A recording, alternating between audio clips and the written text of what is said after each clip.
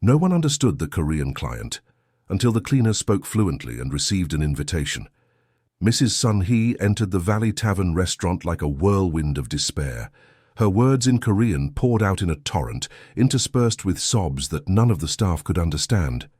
Mr. Richard, the manager, tried to calm her with universal gestures of reassurance, but the lady's anguish only grew with each failed attempt at communication.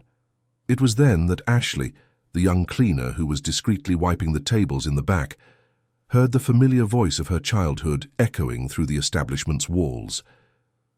The Korean words the lady kept repeating desperately were about a lost granddaughter, a young woman of 22 who had disappeared 5 days earlier after a devastating family argument. The sound of stacking plates stopped abruptly when Ashley let out an audible sigh. She knew every nuance of that language, every inflection of pain coming from the lady's lips. She had grown up hearing those same words in the cramped hallways of the building where she lived in Chinatown, looking after elderly neighbors while her mother worked double shifts to support the family. Mr. Richard was gesturing frantically to the waiters, trying to find out if any of them had any idea what the client needed. The situation was becoming embarrassing for the restaurant. Some customers at other tables were starting to turn around to watch the drama unfolding near the main entrance. The Korean lady held a yellowed photo in her trembling hands. Her nails, carefully painted a soft pink, contrasted with the anxiety dominating her gestures. Her graying hair was disheveled, as if she had run miles before arriving there. Her eyes, red from so much crying, scanned every corner of the room, as if expecting to find someone specific. Ashley watched the scene with a heavy heart. She recognized in the lady's posture the same pain she had seen so many times on the faces of the elderly she had cared for. It was the anguish of someone who had lost something precious and didn't know how to get it back. The young woman remembered the early mornings when she comforted Mrs. Hae-kyung, her neighbor, when she cried for her daughter who had moved to the countryside and rarely visited. The embarrassment took over the atmosphere when the lady began to cry more intensely. Mr. Richard, a middle-aged man with a graying mustache, was visibly lost. He had been running the restaurant for 15 years and had never faced a situation like that. His employees, young Americans born and raised in the capital, had no idea how to help. Jennifer, one of the most experienced waitresses, approached with a glass of water and a napkin, offering them to the lady with gentle gestures. The attempt to help was well-intentioned, but the language barrier made any effective communication impossible.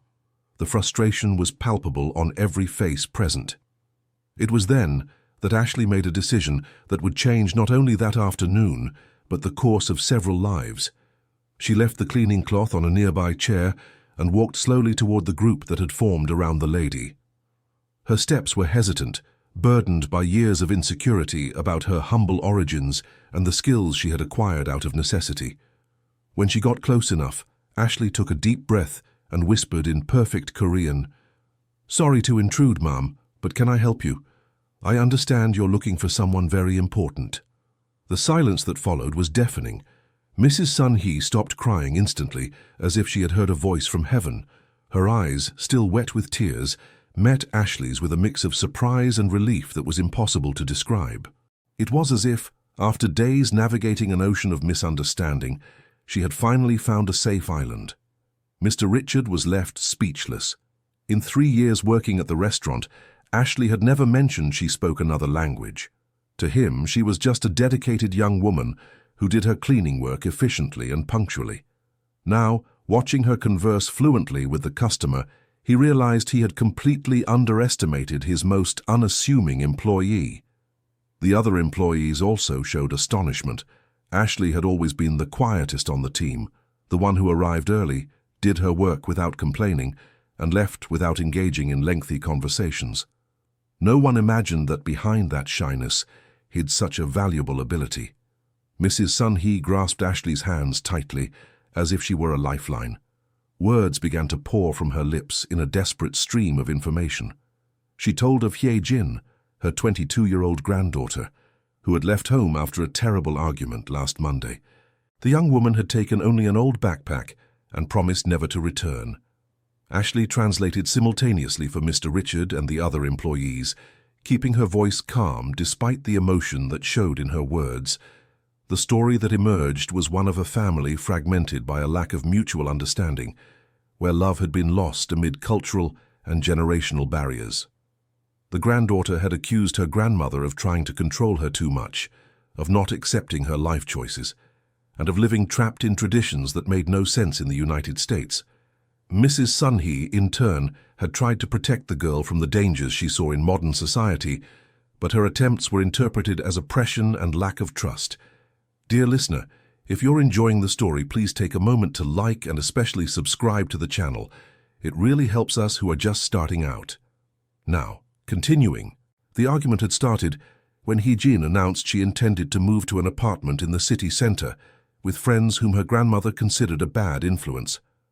The disagreement escalated when the young woman revealed she had dropped out of medical school to pursue an artistic career, something Mrs. Sun-hee saw as a waste of the sacrifice the family had made to pay for her education. Harsh words were exchanged in Korean and English, creating a linguistic confusion that mirrored the emotional confusion of both. Hee-jin screamed that she felt suffocated by her family and would rather live on the street than continue to be treated like a child. Mrs. Sun-hee, hurt by her granddaughter's words, replied that perhaps it was for the best, since the young woman didn't value the sacrifices she had made. Ashley felt a tightness in her chest as she translated the story. She herself had lived through similar situations in her adolescence, when she rebelled against her mother's attempts to protect her from the dangers of the neighborhood where they lived. The difference was that her family had always managed to communicate, even in the toughest times, while Mrs. Sun-hee and Hee-jin seemed trapped in different worlds. After telling her story, the lady begged for Ashley's help.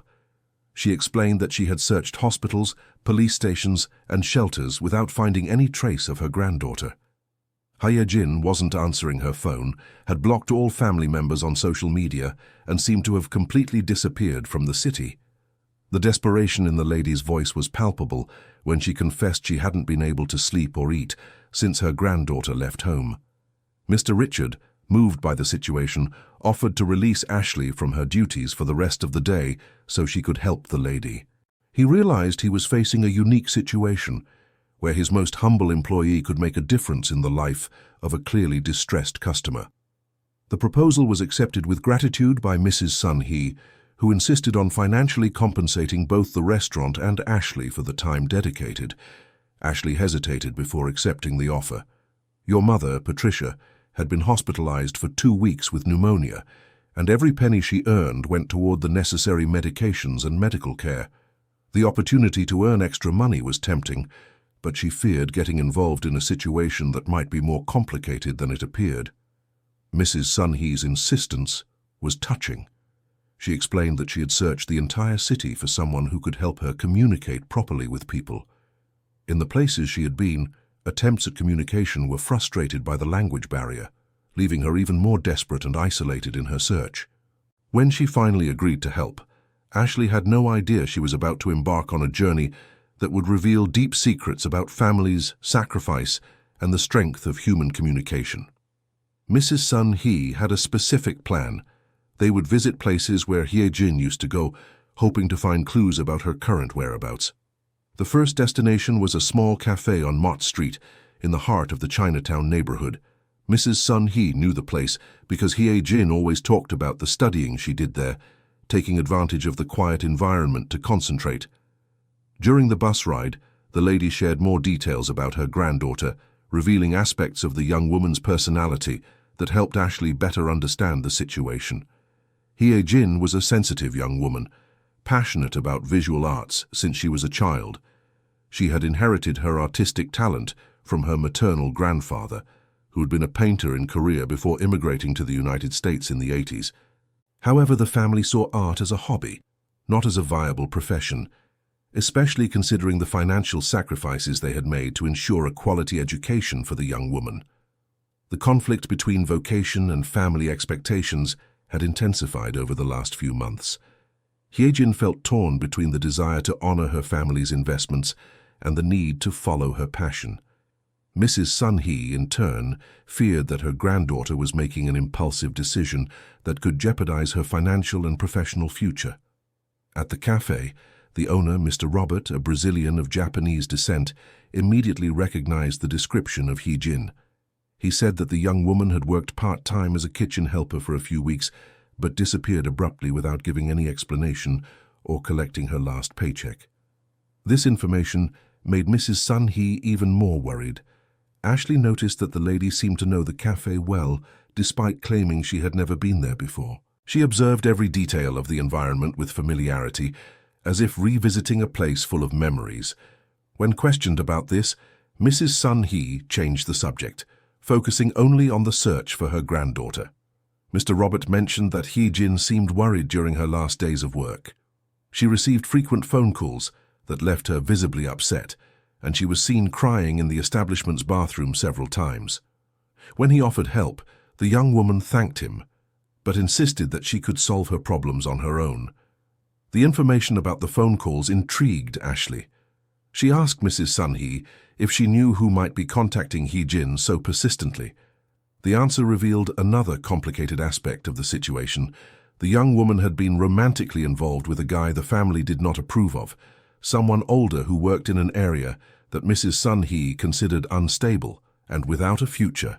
Tyler, Hee-jin's boyfriend, was a musician and was 28 years old. He played in bars and nightclubs, leading a life that the traditional Korean family saw as unsuitable for a young college student. Mrs. Sun-hee feared that the relationship was influencing her granddaughter's reckless decisions, especially the decision to drop out of medical school. Ashley began to understand that the situation was more complex than she had initially imagined.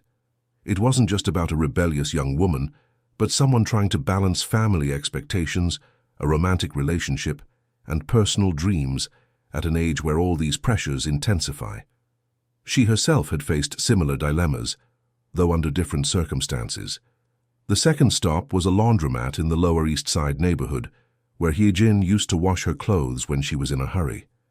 Mrs. Dorothy, the owner, a Brazilian lady of Italian descent, immediately recognized the young woman from the description. She said that Hee-jin had left a bag of clothes the previous week, promising to come back for them, but never showed up. The clothes were still there, washed and ironed, waiting to be picked up. Mrs. Dorothy showed the items to Mrs. Sun-hee, who immediately recognized her granddaughter's favorite pieces.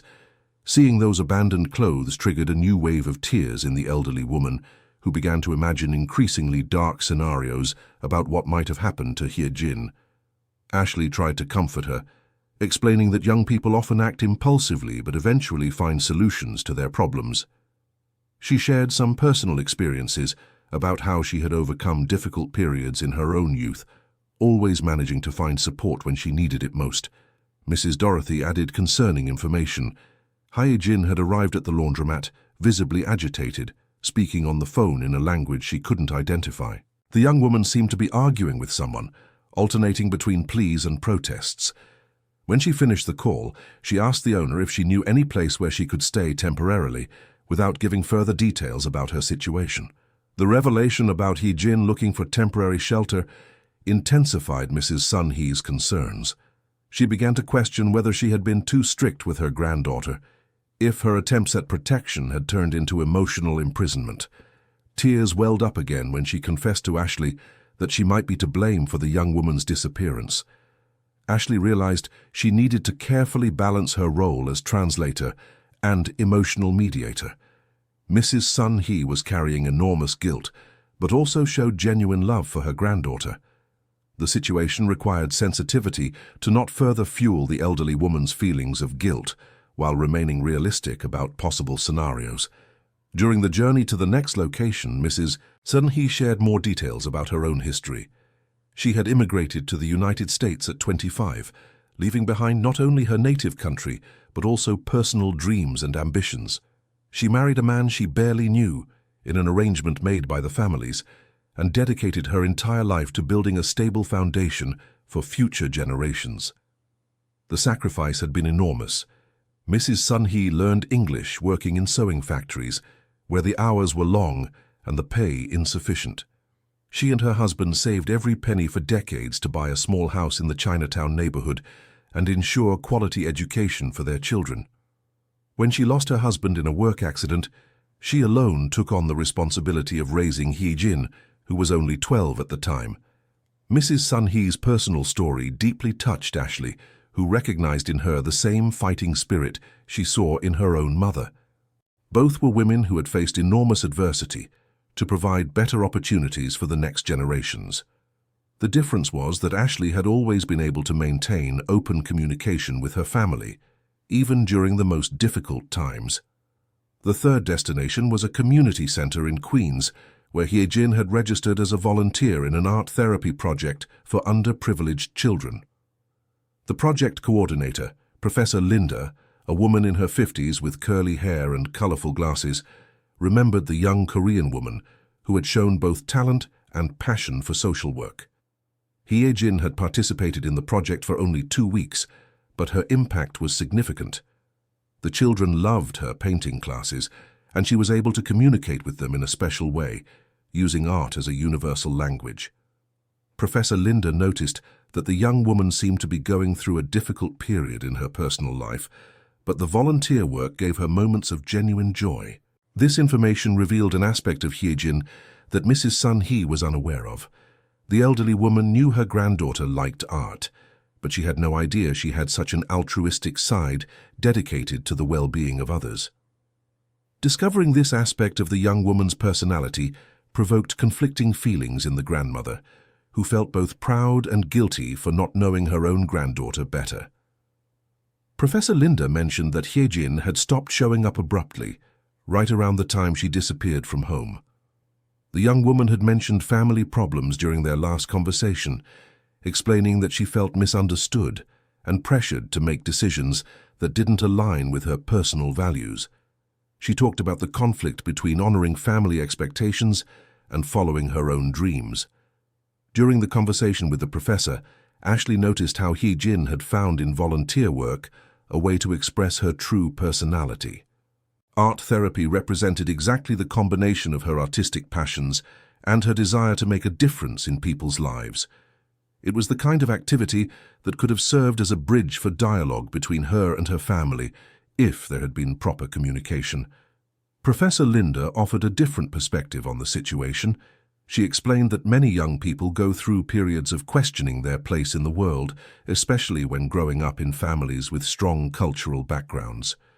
The conflict between family traditions and personal aspirations is common and usually resolves through dialogue and mutual understanding. The professor suggested that Mrs. Sun-hee try to understand the motivations behind Hyejin's choices, rather than focusing only on the choices themselves. She explained that the young woman showed emotional maturity and a sense of social responsibility, qualities that indicated her decisions, even when impulsive, were based on solid values. Ashley translated the professor's words with special care, noticing how they affected Mrs. Sun-hee. The elderly woman began to question whether she had misinterpreted her granddaughter's attitudes, whether she had mistaken rebellion for personal growth. It was a painful but necessary process of re-evaluating years of family dynamics. The fourth location visited was an independent bookstore in Greenwich Village, specializing in Asian literature and art books. The owner, Mr. Thompson, a Japanese gentleman with white hair and gentle manners, knew Hyejin as a regular customer. She had been frequenting the store for years, always looking for books on artistic techniques and biographies of contemporary artists. Mr. Thompson revealed that Hyejin had been in the bookstore about a week ago, but this time she wasn't interested in art.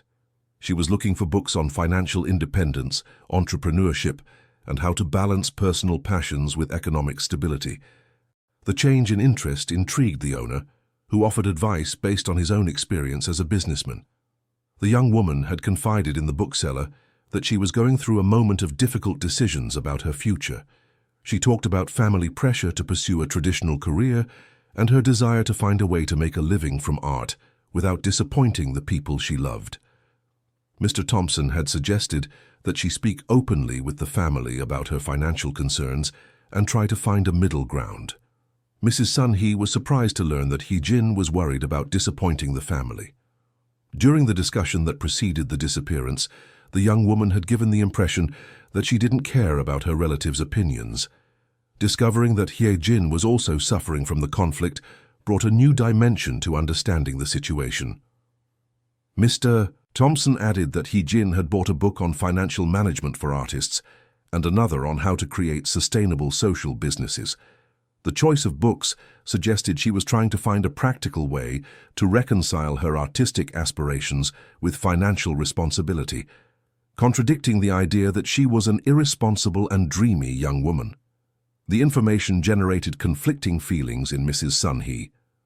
On one hand, she felt relieved to know that her granddaughter was thinking maturely about her financial future. On the other hand, she felt guilty for not realizing that Jin was trying to find constructive solutions to the family conflict. The lack of communication had prevented both from realizing they had similar goals. Ashley observed Mrs. Sun Hee's reactions with growing understanding of the complexity of family relationships. She herself had faced moments when her mother misinterpreted her intentions, creating unnecessary conflicts that could have been avoided with better communication. The situation between Mrs. Sun Hee and Jin seemed to be an extreme case of this type of misunderstanding. During the journey to the next destination, Ashley decided to share a bit of her own story with Mrs. Sun Hee. She told how she had learned Korean while growing up in a building in Chinatown where many elderly Koreans lived alone and needed help with basic tasks that required communication in English. Her mother, Patricia, worked as a cleaner in several buildings in the neighborhood and was often asked to help elderly residents with practical matters. Ashley began accompanying her mother from a young age and naturally became a communication bridge between the elderly Koreans and the American world around them. Learning the language was a natural consequence of her interaction with these people. Mrs. Hae Kyung, one of the neighbors Ashley regularly helped, had become like a second grandmother to her. The lady taught her refinements of the language and cultural aspects that went beyond basic vocabulary. It was through these intimate conversations that Ashley developed not only linguistic fluency, but also a deep understanding of the experience of Korean immigrants in the United States. Ashley's personal story touched Mrs. Sun Hee, who recognized in her the kind of young woman she wished Jin would become, someone who honored her cultural origins while building bridges with American society. The irony of the situation didn't go unnoticed. She had found in a stranger the qualities she couldn't see in her own granddaughter. The fifth destination was a collective studio in the Brooklyn Heights neighborhood where independent artists rented spaces to develop their work. The manager of the place, Madison, a young woman with colorful hair and several tattoos, remembered Jin as someone who had visited the space several times, interested in renting a work table. Jin had explained that she needed a place to develop her artistic portfolio, as she didn't have adequate space at home to work with paints and materials that produced strong odors. She demonstrated impressive technical knowledge about different materials and artistic techniques, suggesting she had seriously prepared for a career in the field. Madison shared that Jin had specifically asked about the costs involved in renting space at the studio and about opportunities to exhibit work in local galleries. The young woman seemed determined to build an artistic career professionally, not as a hobby. She had mentioned saving money specifically to invest in her artistic development. The revelation about Jin's savings surprised Mrs. Sun Hee, who didn't know her granddaughter had been setting aside money for specific goals. For years, she had given Jin an allowance, imagining the money would be spent on clothes and entertainment, typical for young people her age. Discovering that her granddaughter had saved to invest in her artistic career showed a level of planning she hadn't expected. Madison added that Jin had asked about artists who made a living from their art in the United States, wanting to better understand how the national art market worked. She showed particular interest in social art, works that combined personal expression with positive community impact. This approach showed maturity and a sense of social responsibility. During the conversation at the studio, Mrs. Sun Hee began to realize she had significantly underestimated Jin's level of maturity and planning. The young woman wasn't simply abandoning a stable career on a whim, she was trying to build a viable alternative based on her natural talents and personal passions. Ashley noticed the gradual shift in Mrs. Sun Hee's posture. The older woman was beginning to question her own perceptions about her granddaughter and about what constituted a responsible life choice. It was a difficult process, especially for someone who had sacrificed her own dreams to ensure financial stability for the family. The sixth location visited was a nightclub in Midtown, where Tyler, Hye-jin's boyfriend, regularly played with his band. The atmosphere was very different from the previous places, dark, with industrial decor, and a small stage where music equipment was being set up for that night's show.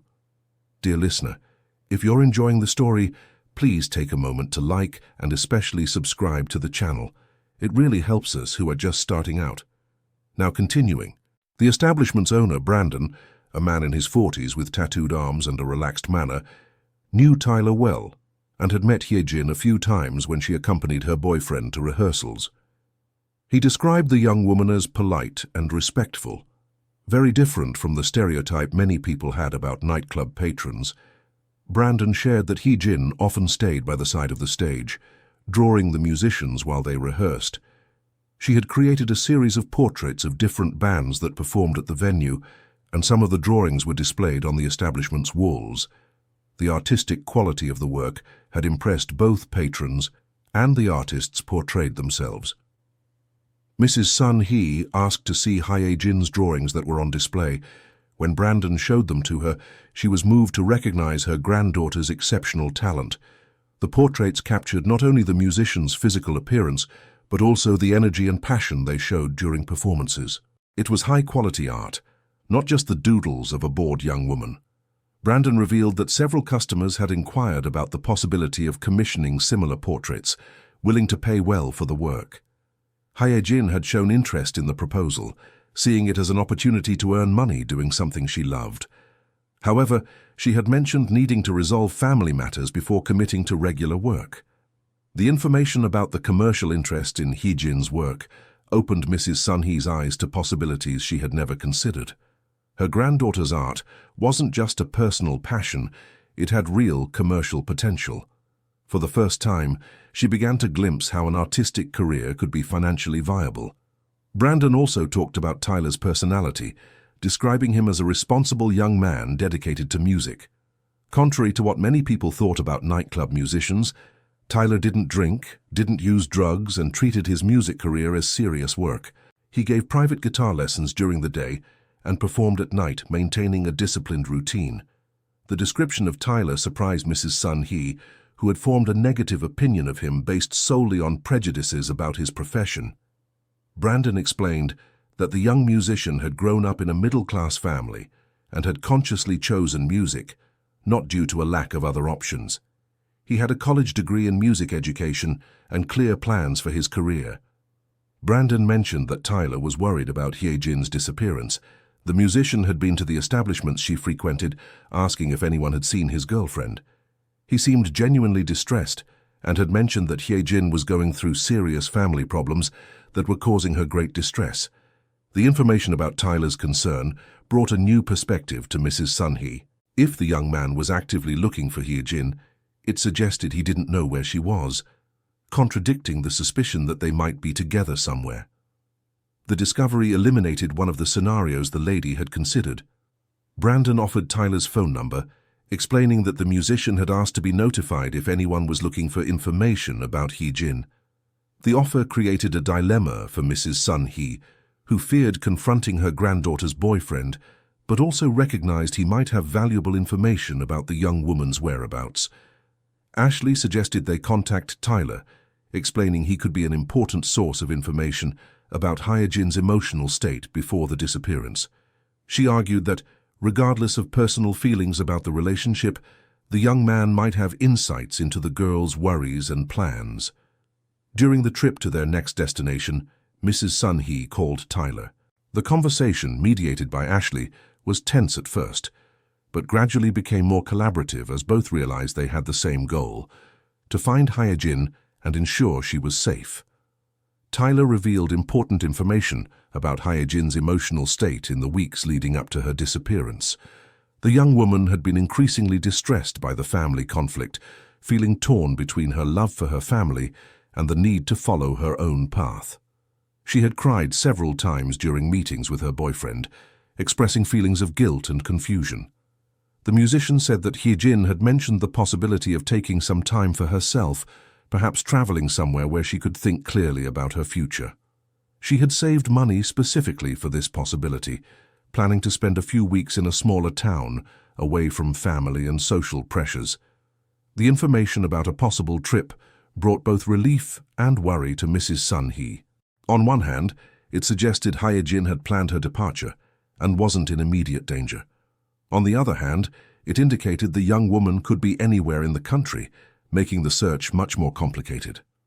Tyler mentioned that Hyejin had shown particular interest in a town in the interior of New York called Lake Tahoe, where she had participated in an art workshop a few months earlier. She had spoken about the tranquility of the place and how inspired she felt by the nature of the mountainous region. It was possible she had chosen this destination for her period of reflection. The clue about Lake Tahoe gave a concrete direction for the search. Mrs. Sun Hee was torn between traveling immediately to the town or continuing to search in New York. Ashley suggested they first check other local possibilities, since a trip to the interior would represent a significant investment of time and resources without any guarantee of success. The seventh location visited was a hostel in the city center, frequented by young people in temporary vulnerable situations. The social coordinator, Dr. Michelle, a middle-aged woman with a maternal expression and hands calloused from years of social work, remembered having assisted a Korean young woman a few days earlier. The description provided by Dr. Michelle matched Hyejin perfectly. The young woman had arrived at the hostel on a Thursday afternoon, carrying only a backpack and showing clear signs of emotional stress. She had requested temporary shelter, explaining that she was going through family problems and needed a safe place to stay for a few days. Hyejin had remained at the hostel for only one night. According to Dr. Michelle, she spent most of her time talking with other young women who were facing similar family situations. The experience seemed to have a positive effect on the young woman, who heard stories of overcoming and reconciliation that inspired her to seek solutions for her own problems. The information about the conversations at the hostel revealed that Hyejin was actively seeking ways to resolve the family conflict, rather than simply running away from it. Dr. Michelle recounted that the young woman had specifically asked about family mediation services and organizations that helped immigrants and their families overcome cultural barriers. Mrs. Sun Hee was moved to learn that Hyejin was looking for ways to reconcile. During all these days of searching, she had feared that her granddaughter was definitively running away from the family. Discovering that the young woman also wanted to resolve the conflict brought renewed hope to the situation. Dr. Michelle mentioned that Hyejin had left the hostel with information about a family support center in the southern part of the city. The young woman had shown particular interest in a program that offered free mediation for immigrant families, especially in cases where cultural and language barriers complicated communication between generations. The clue about the family support center provided a new destination for the search. Ashley suggested they visit the place immediately, since it was possible that Hyejin was participating in some counseling program. The hope of finally finding the young woman gave new energy to Mrs. Sun Hee, who had begun to show signs of fatigue after so many hours of searching. The family support center was located in a renovated house in the Jamaica neighborhood. The simple architecture and well-kept garden created a welcoming atmosphere, very different from the institutional places they had visited previously. A discreet sign at the entrance indicated the services offered in English, Spanish, and Korean. The receptionist, a young volunteer named Emily, confirmed that a young woman matching Hyejin's description had sought the center's services the previous Friday. She had signed up to participate in a support group for young adults facing family conflicts related to cultural differences and generational expectations. Emily explained that the program included individual counseling sessions and group meetings where participants shared similar experiences. The goal was to help people develop more effective communication strategies with their family members, especially in cases where cultural differences complicated mutual understanding. The program coordinator, Dr. Johnson, a psychologist specializing in cross-cultural issues, was available to discuss the case. She explained that she couldn't disclose specific information about participants due to confidentiality, but could discuss general strategies for similar family situations. Dr. Johnson described common patterns in immigrant families where the first generation often sacrifices personal aspirations to ensure financial stability, while subsequent generations grow up with more freedom to explore different life possibilities. Conflicts arise when these different perspectives collide during important decisions about education and career. The psychologist's explanation helped Mrs. Sun-hee understand that her family's situation wasn't unique. Many other Korean families faced similar dilemmas, trying to balance cultural traditions with the realities of life in the United States. Knowing that others had found solutions to similar conflicts brought hope and perspective to the situation. Dr. Johnson suggested that Mrs. Sun-hee participate in some program sessions, regardless of whether she found Hyejin immediately.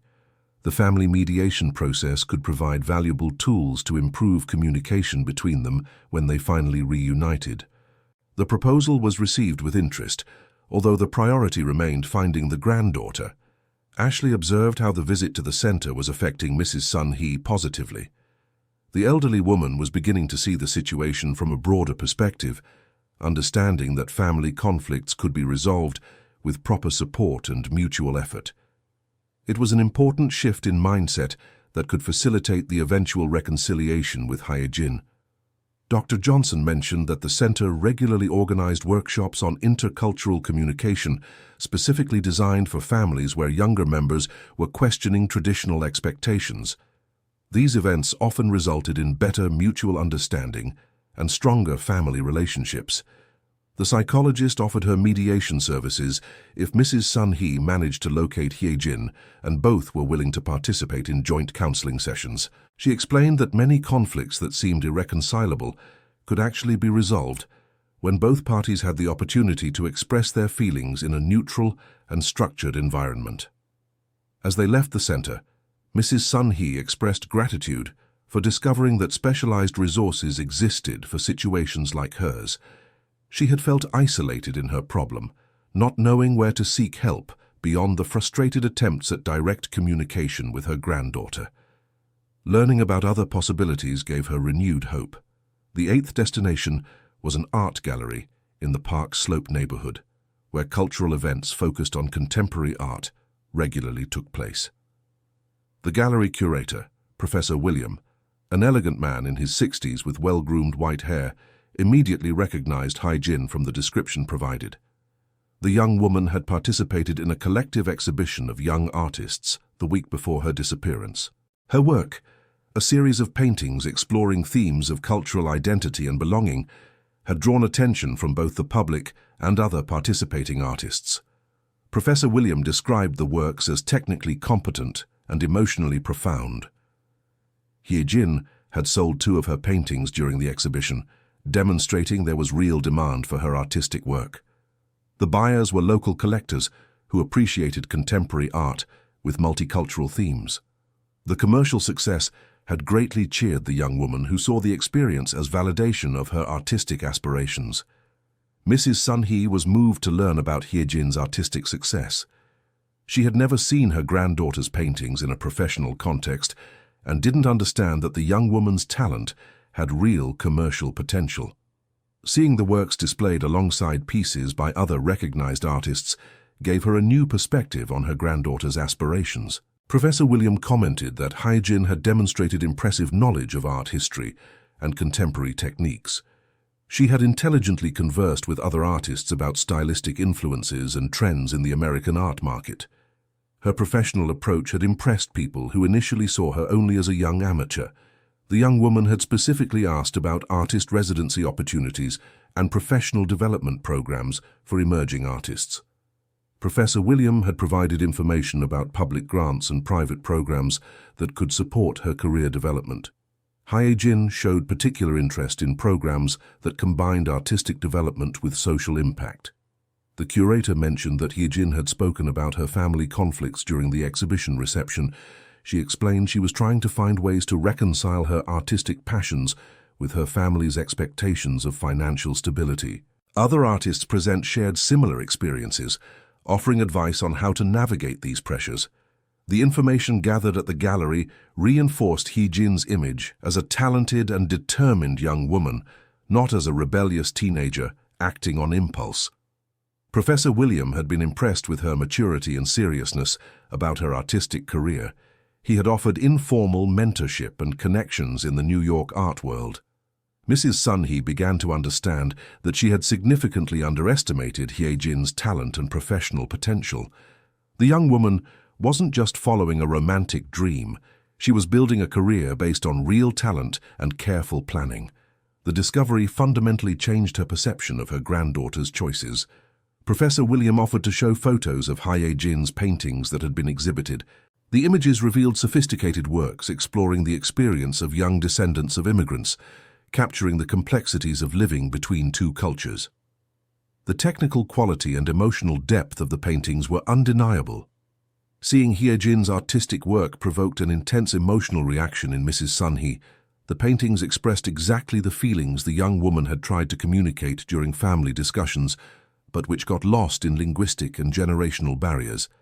The art had become the language Hyejin used to express her true identity.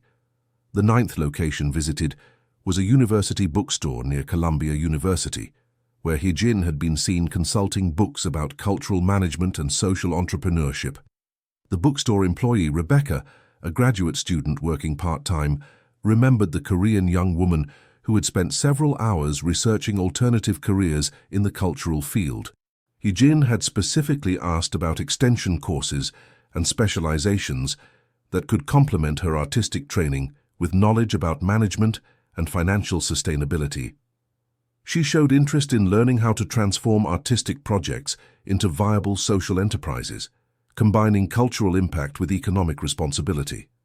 Rebecca mentioned that Hyejin had become particularly interested in programs supporting artists in underprivileged communities, seeing in this type of work a way to use her art to make a social difference while building a sustainable career. The approach demonstrated maturity and social vision that went beyond personal interest in art. The young woman had noted information about various programs and funding opportunities for cultural projects. Rebecca remembered that Hyejin seemed to be preparing a detailed plan, not acting impulsively. She had asked about application deadlines and specific requirements for different opportunities. Mrs. Sunhee was impressed with the level of planning and research Hyejin had invested in her artistic aspirations. The image of a reckless young woman was completely replaced by the understanding that her granddaughter was approaching her artistic career with seriousness and responsibility. The discovery brought conflicting feelings of pride and guilt. Rebecca mentioned that Hyejin had bought several books on cultural management and had left her contact to be notified about events related to social entrepreneurship in the artistic field. The student had been impressed with the knowledge the young woman already demonstrated about the subject, suggesting she had researched extensively before making decisions about her career. During the conversation at the bookstore, Ashley noticed that each place visited revealed different aspects of Hyejin's personality, building a portrait of a much more complex and mature young woman than Mrs. Sunhee had perceived. The lack of proper communication had prevented the grandmother from truly knowing her granddaughter. The employee suggested they check the university's cultural event schedule, since Hyejin had shown interest in lectures and workshops related to artistic careers and social impact. It was possible she was attending some educational event while making her decisions about the future. The 10th location was the Columbia campus itself, where Ashley and Mrs. Sunhee checked the cultural and educational event schedule. At the Student Information Center, they discovered there was a 3-day workshop on art and social transformation happening exactly that week, focusing on alternative careers for young artists. The event coordinator, Professor Christine, confirmed that a young woman matching Hyejin's description had registered for the workshop. She was actively participating in discussions and had connected with other young artists facing similar dilemmas about career and family expectations. The collaborative environment was providing valuable insights for all participants. The discovery that Hyejin was on the university campus brought immense relief to Mrs. Sunhee. Knowing her granddaughter was in a safe and educational environment, focused on resolving her professional dilemmas constructively, alleviated many of the fears that had haunted the woman during the days of searching. Professor Christine explained that the workshop included sessions on how to communicate artistic aspirations to traditional families, exactly the kind of guidance Hyejin needed.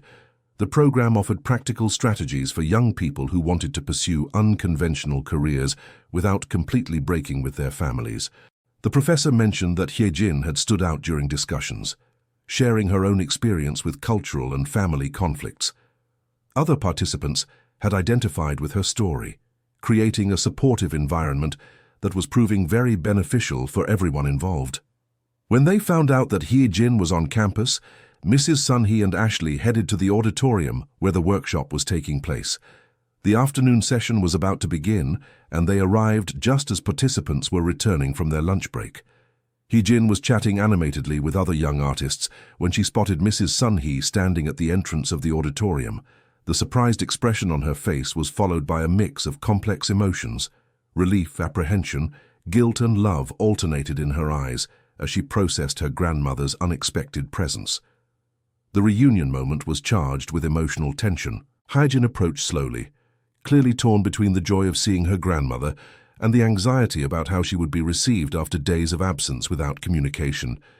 Mrs. Sunhee, in turn, fought against the impulse to hug her granddaughter and the need to carefully approach the situation. Ashley realized her presence as a mediator would be crucial at that moment. The two women clearly loved each other, but the communication barriers that had caused the original conflict still existed. It was necessary to create a safe space for both to express their feelings without the situation escalating again. The first exchange of words was hesitant. Hyejin apologized in Korean for leaving without notice, explaining that she needed time to think about her future, without the pressure of family expectations. Mrs. Sunhee responded that she had been too worried to feel angry, just wanting to know if her granddaughter was safe and well. Ashley translated not just the words, but also the emotions behind them. She explained to each how the other was feeling, helping them understand that both had suffered during the separation. The mediation allowed them to express vulnerabilities they normally kept hidden to protect each other. Hyejin began to talk about her experiences during the days away from home. She explained about the hostel, the family support center, and finally the workshop at the university. Each experience had given her new perspective on her family situation and on ways to resolve the conflict maturely and respectfully. The young woman revealed she had planned to return home at the end of the workshop, but with a concrete plan to present to the family. She wanted to demonstrate that her artistic aspirations were well-founded and financially viable, not youthful whims. The time away had given her the opportunity to develop solid arguments for her choices. Mrs. Sunhee listened attentively while Ashley translated Hyejin's explanations. The older woman began to understand that her granddaughter hadn't run away to hurt her, but to find ways to honor both her own aspirations and the love and respect for her family. The motivation was constructive, not destructive. When it was her turn to speak, Mrs. Sunhee confessed her own discoveries during the days of searching. She told about all the places visited and the people who had spoken positively about Hyejin, revealing aspects of her granddaughter's personality that she hadn't known. Tears began to well up when she admitted that perhaps she had been too rigid and controlling. Mrs. Sunhee's confession deeply touched Hyejin, who hadn't expected her grandmother to admit flaws in her approach. The young woman had prepared to defend her choices, but not to hear sincere apologies and recognition that her aspirations had merit. The moment marked a fundamental shift in the dynamic between them.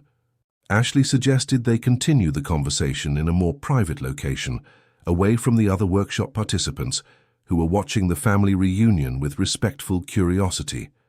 They headed to a quiet cafe within the campus where they could talk without distractions or time pressure. During the conversation at the cafe, Hyejin shared details about her artistic career plan. She had extensively researched scholarship opportunities, residency programs, and ways to build a stable clientele. Her goal was to demonstrate that art could be a responsible and profitable career, not just an expensive passion. The young woman presented detailed calculations about costs and income potential based on research about the New York art market. She had identified specific niches where her style and cultural themes could find consistent demand. The level of planning impressed Mrs. Sunhee, who realized she had underestimated her granddaughter's maturity. Hyejin also revealed that she had accepted an exhibition opportunity at a renowned gallery, a direct result of her participation in the collective exhibition the previous week. The invitation represented a significant advancement in her career, validating her talent in the professional art market. It was exactly the kind of recognition she needed to build credibility. Mrs. Sun Hee was moved to learn about Hyejin's professional opportunity. She realized that her granddaughter was achieving real successes while she worried about imaginary failures. The shift in perspective was profound, transforming fear into pride and distrust into support. The conversation naturally evolved into a discussion about how they could work together to support Hyejin's aspirations while maintaining family harmony. Mrs. Sun Hee suggested that perhaps she could use her financial management experience to help her granddaughter develop the business side of her artistic career. The offer surprised Hyejin, who hadn't expected active support for her plans. Hyejin enthusiastically accepted her grandmother's collaboration offer. She recognized that her inexperience in financial and administrative matters was a weakness in her career plans. The possibility of combining her creativity with her grandmother's practical wisdom opened perspectives she hadn't previously considered. The proposed collaboration created a new foundation for their relationship. Instead of conflict between family traditions and individual aspirations, the possibility of synthesis emerged where both could contribute their unique strengths. Mrs. Sun Hee could use her life experience to support her granddaughter's dreams, while Hyejin could honor family sacrifices through her artistic success. Ashley observed the transformation with deep satisfaction. Her mediation had facilitated not only reconciliation, but also the creation of a healthier, more collaborative family dynamic. The communication barriers that seemed insurmountable at the beginning of the day were dissolving through mutual understanding and genuine respect. The resolution of the main conflict didn't end the conversation. Hyejin expressed curiosity about how Ashley had learned Korean and become so skilled at mediating culturally complex situations.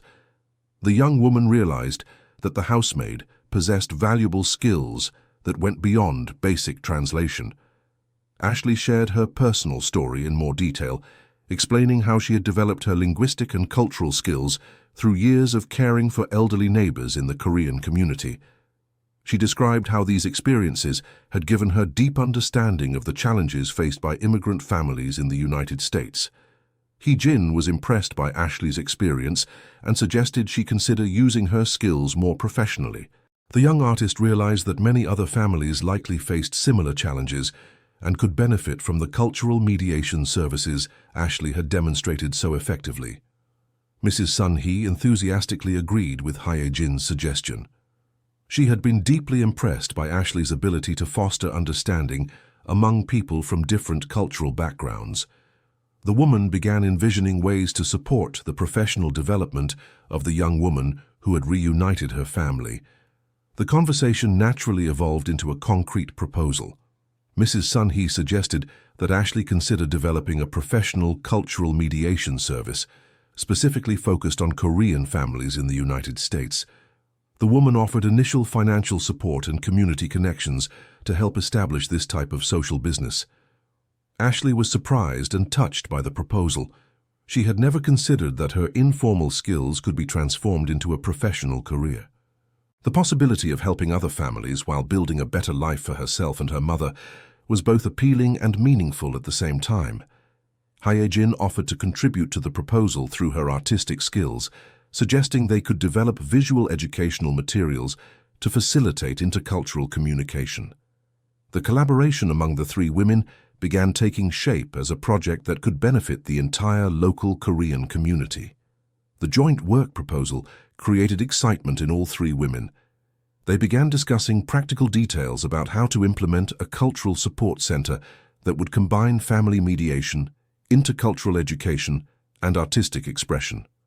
The project would represent a perfect synthesis of their unique skills and experiences. Mrs. Sun Hee revealed she had adequate financial resources to support the initial project, the result of decades of hard work and careful saving. She had set aside money originally planned for Hyejin's education, but realized that investing in a social project that included her granddaughter would be an even more meaningful use of these resources. The plan began taking concrete form during the conversation. The center would offer family mediation services, language classes, workshops on intercultural communication, and spaces for artistic expression.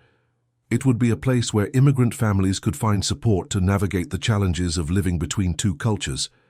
Ashley would be the main coordinator, using her experience in cultural mediation and her deep knowledge of the Korean community. Hye-jin would contribute art therapy programs and creative workshops. Mrs. Sun-hee would provide administrative management and connections in the local Korean business community. The division of responsibilities leveraged each person's strengths, creating a balanced and effective organizational structure. Most importantly, the project would provide each of them a way to use their personal experiences to help others facing similar challenges.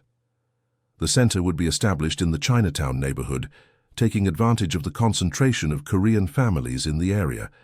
The location would facilitate access for those who most needed the services offered. Mrs. Sun-hee already had in mind a suitable commercial space that could be adapted to the project's needs. Dear listener, if you're enjoying the story, please take a moment to like and especially subscribe to the channel. This really helps us who are just starting out. Now continuing. The center planning occupied the rest of the afternoon. The three women visited the space that Mrs. Sun-hee had identified as a potential headquarters for the project. The location was perfect, spacious enough for different activities, well located and affordable. The project's practical viability was confirmed during this visit. Hye-jin became excited about the space's artistic possibilities. She visualized areas for rotating community art exhibitions, studios for creative workshops, and flexible spaces that could be adapted for different types of cultural events. Your recent experience with art exhibitions would be valuable for developing the cultural programming of the center. Ashley imagined how the space could be organized to facilitate intimate conversations among family members, providing a safe and neutral environment for difficult mediations. Her experience caring for elderly Koreans had taught her about the importance of the physical environment in creating emotional comfort for vulnerable people. Mrs. Sun-hee focused on the practical aspects of the center's operation. She calculated operational costs, identified needs for additional staff, and began planning long-term financial sustainability strategies. Her business experience would be crucial to ensuring the project remained viable over time. During the following months, the center became a reality through the dedicated work of the three women. Ashley left her job at the restaurant to dedicate herself fully to the project, with Mrs. Sun-hee covering her financial needs during the transition. Hye-jin balanced work at the center with her growing artistic career, using both activities to feed each other. The Korean American Cultural Support Center was officially inaugurated 6 months after the reunion of the two generations of the family. The opening ceremony brought together dozens of families from the local community, many facing challenges similar to those that had motivated the creation of the project. The first cases handled by the center confirmed the need and effectiveness of the services offered. Families who had struggled with linguistic and cultural barriers for years found support and practical strategies to improve their internal communication. The positive impact on the community was immediate and tangible. Ashley developed a reputation as an exceptional cultural mediator, being sought by families from throughout the greater New York area. Her unique techniques, combining linguistic fluency with a deep understanding of family dynamics, made her a reference in the field of intercultural support. Hye-jin flourished artistically through her work at the center. Her art therapy workshops became popular among young people facing cultural identity conflicts, and her own artistic works gained increasing recognition in the New York art circuit. The combination of social purpose with artistic expression enriched both her art and her personal life. Mrs. Sun-hee found a new way to honor the sacrifices of her generation by creating opportunities for other families to overcome the challenges she had faced alone. Seeing other grandmothers and granddaughters reconciling through the center's services provided her with a deep satisfaction that went beyond financial success. The relationship between Mrs. Sun-hee and Hye-jin strengthened through their joint work at the center. They developed open and respectful communication where differences in perspective were seen as complementary rather than conflicting. The experience of working together for a greater cause had solidified family love with shared purpose. Tyler, Hee-jin's musician boyfriend, became an enthusiastic supporter of the center, offering musical performances during community events. Mrs. Sun-hee gradually accepted the relationship, recognizing that she had judged the young man based on prejudices rather than getting to know him personally. The change in attitude further strengthened the family relationship. The center expanded its services during the first year, including Portuguese classes for elderly Koreans and workshops on cultural traditions for young descendants interested in connecting with their roots. The diverse programming met the needs of all generations in the community. Ashley started a community psychology course to formalize her intuitive knowledge about family mediation, with Mrs. Sun-hee funding her studies. Formal education complemented her practical experience, making her even more effective in her intercultural support work. Ashley's mother, Patricia, fully recovered from her pneumonia and began working part-time at the center, using her experience as a cleaner and caregiver to support maintenance work and assist elderly clients. The involvement of Ashley's family in the project created an even more welcoming and authentic environment. Hee-jin organized a special community art exhibition for the center's first anniversary, featuring works created by participants of art therapy workshops. The exhibition celebrated not only the community's artistic talent, but also the stories of overcoming and reconciliation facilitated by the center's services. The exhibition attracted local media attention, generating reports about the center's innovative work and the inspiring stories of the families served. The increased visibility boosted demand for services and attracted additional donations from community members who wanted to support the project's continuity. Mrs. Sun-hee was invited to speak at social entrepreneurship conferences, sharing the story of how a family crisis transformed into an opportunity for community impact. Her presentations inspired others to turn personal challenges into social benefit projects. The center's success led to the development of a replicable intercultural support methodology, which began being implemented in other cities with significant immigrant communities. Ashley became a consultant for new projects, traveling to train other cultural mediators. Hee-jin received a scholarship to specialize in community art therapy, recognizing her pioneering work in applying artistic techniques for family conflict resolution. The additional training allowed her to expand and deepen the programs offered by the center. The center's story became a case study at universities, demonstrating how community initiatives can arise from personal needs and evolve to positively impact an entire community. Psychology, social work, and business administration students regularly visited to learn about the implemented model. 2 years after its founding, the center had served more than 200 families, facilitating reconciliations, improving family communication, and providing support during periods of cultural transition. The success statistics were impressive, but the personal transformation stories were even more significant. Ashley developed a training program to train other cultural mediators, multiplying the center's impact beyond its direct service capacity.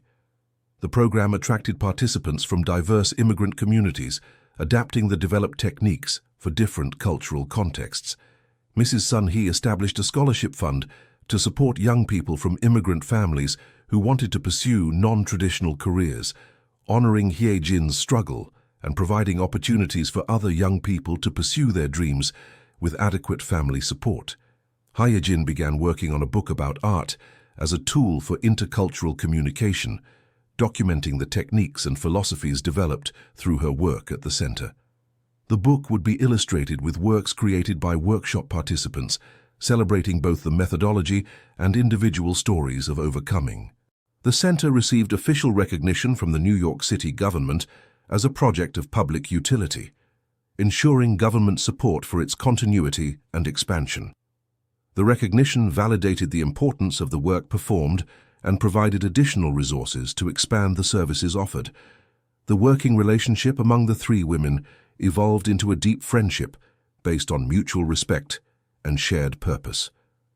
They became an example of how generational and social differences can be overcome through collaboration focused on goals greater than personal benefits. The first group of young people served by the center began developing into community leaders, organizing independent cultural events, and supporting other families facing similar challenges. The project's sustainability was ensured through this new generation of committed volunteers. Ashley was accepted into a master's program in community psychology with a focus on intercultural mediation, becoming the first person in her family to enter graduate school. Her academic research would be based on the practical experience developed at the center, creating both theoretical and practical contributions to the field. Hae-jin received her first major artistic award for a series of paintings inspired by stories collected at the center. The works explored themes of family reconciliation, multicultural identity, and community transformation, elevating her artistic career to a new level of recognition. Mrs. Sun-hee decided to write her memoirs, telling the story of her journey from immigration to creating the center. The book would be a contribution to preserving the history of the Korean community in the United States and a source of inspiration for others facing cultural adaptation challenges. The center organized its first international conference on intercultural mediation, attracting experts from various countries to discuss methodologies and share experiences. The event positioned New York as a global reference in supporting immigrant families, highlighting the pioneering work developed by the three women. 3 years after the emotional reunion on the Columbia campus, Ashley, Hae-jin, and Mrs. Sun-hee celebrated not only their personal transformations, but the lasting impact they had created in the community. Hundreds of families had been benefited by a project born from the personal need to overcome communication barriers. The story that began with tears of despair in a restaurant had transformed into a support network that strengthened an entire community. The shy maid who hid her language skills became a recognized leader in intercultural mediation. The young artist in family conflict developed a career combining personal success with social impact. The worried grandmother channeled her protective love into creative energy that benefited hundreds of other families. End of story. Now tell us what you thought of this touching story of overcoming and transformation. Do you believe cultural and generational differences can be overcome through dialogue and mutual understanding? Share your reflections in the comments. We want to know your opinion on how families can find harmony even when facing seemingly impossible challenges. Leave your like and subscribe to the channel for more stories celebrating the power of human communication.